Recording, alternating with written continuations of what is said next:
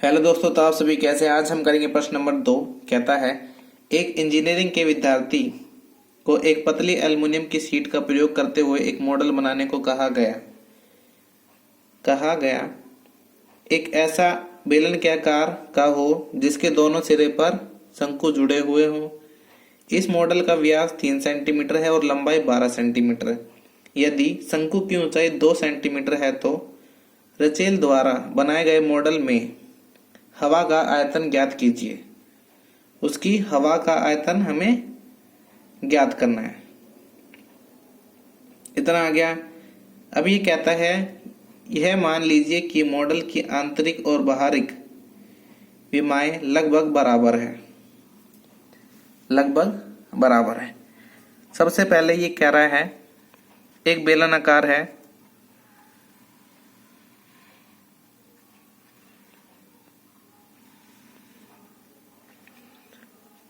ये एक बेलनाकार है।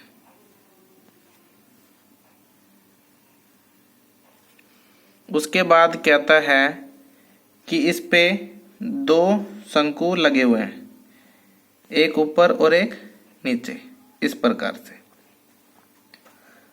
इसका जो व्यास है बेलनाकार का कितना है, यहां से यहां तक 3 सेंटीमीटर है, सेंटीमीटर।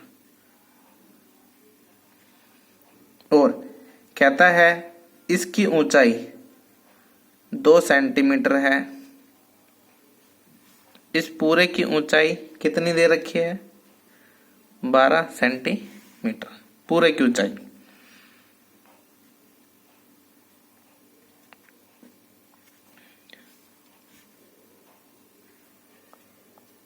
तो हमारे पास इसकी त्रिज्या कितनी आई, इसकी और बेलनाकार की त्रिज्या सेम आएगी। क्यों? क्योंकि ये आपस में जुड़े हुए हैं। तो व्यास यहां से यहां तक है, यहां से यहां तक 3, तो यहां से यहां तक की त्रिज्या की 3/2, जो कि बेलनाकार भाग की और शंकु आकार भाग की बराबर होगी। तो ये इतना आ गया समझ में। अब चलते हैं आगे। जो हमें दे रखा है अब उसको लिखेंगे।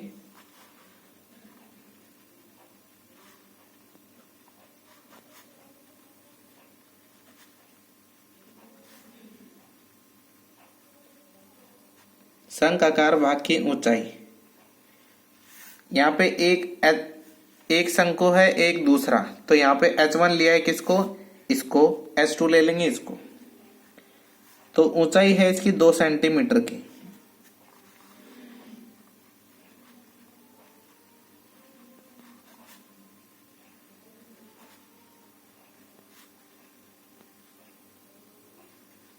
शंखाकार भाग की त्रिज्या, इसकी त्रिज्या ये पार्ट कितना है, 2 सेंटीमीटर। किसके बराबर होगा, किसके बराबर होगा, बेलनाकार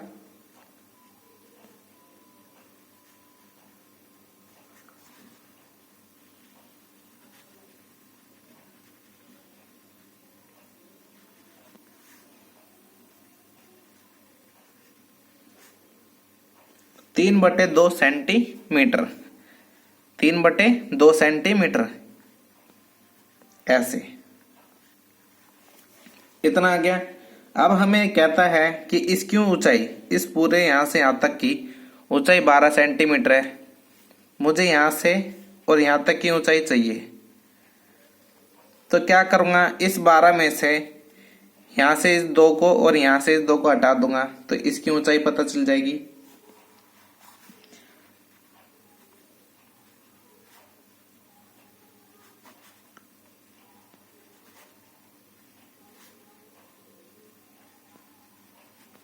बेलनाकार भाग की ऊंचाई H2।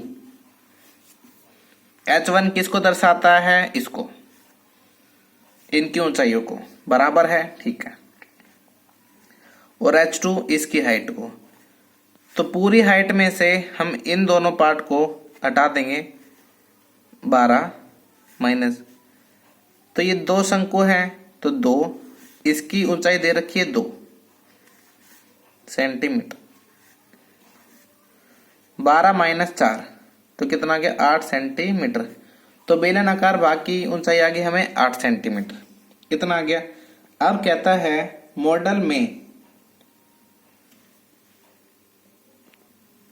मॉडल में अंतरिक्ष हवा का आयतन ज्ञात कीजिए।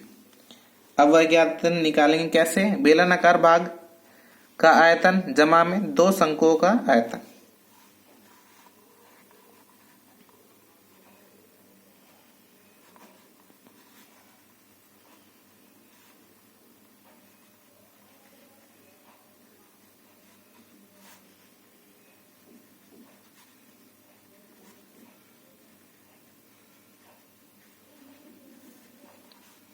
किसके बराबर होगा? बेलनाकार भाग का आयतन जमा में शंकु 2 है तो 2 से गुणा कर देंगे,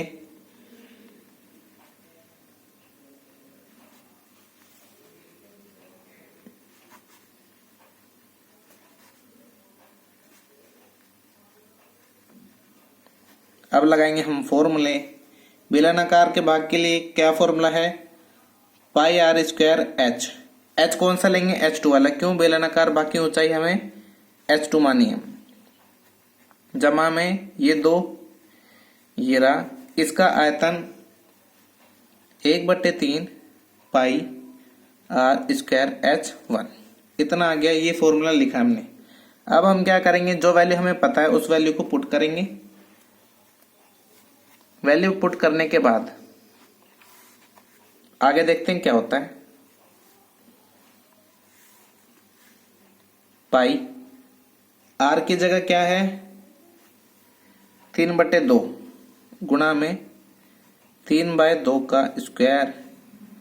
H2 हमारे पास क्या है? 8। H2 है हमारे पास 8। 2 गुणा 1/3 पाई आर स्क्वायर 3/2 का स्क्वायर। H कितना है? H2, इतना आ गया।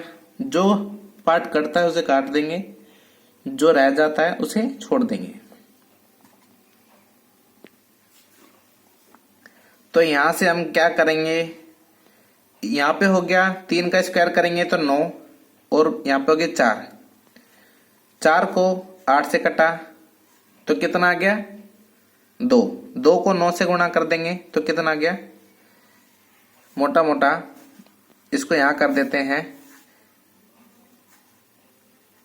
पाई गुणा में 9/4 गुणा में 8 प्लस, यहां से जो हिस्सा कट रहा है उसको काट देता हूं मैं। यहां 2 का स्क्वायर है, इस 2 को इससे ये कट गया, इस 3 को इससे काट दिया, या फिर इससे काटेंगे तो यहाँ 3 बच जाएगा। तो इधर आ गया हमारे पास 3 पाई। 4 दूनी 8, 9 दूनी 18 पाई। 18 पाई इधर आ गया, और इस वाले पार्ट में कितना आ गया? 3 पाई। 18 पाई प्लस में 3 पाई, 18 पाई प्लस में 3 पाई किसके बराबर हो गया? 21 पाई के। 21 गुणा में पाई की वैल्यू क्या है? 22/7। 7 तिया 21 सेंटीमीटर क्यूब। आया क्वेश्चन समझ में? कोई स्टेप यहाँ पे ना आया हो समझ में तो कमेंट करके जरूर बताएं। ये 3 कटा नहीं है, ये एज इट इज है, हमने इसके स्क्वायर को काट दिया इससे।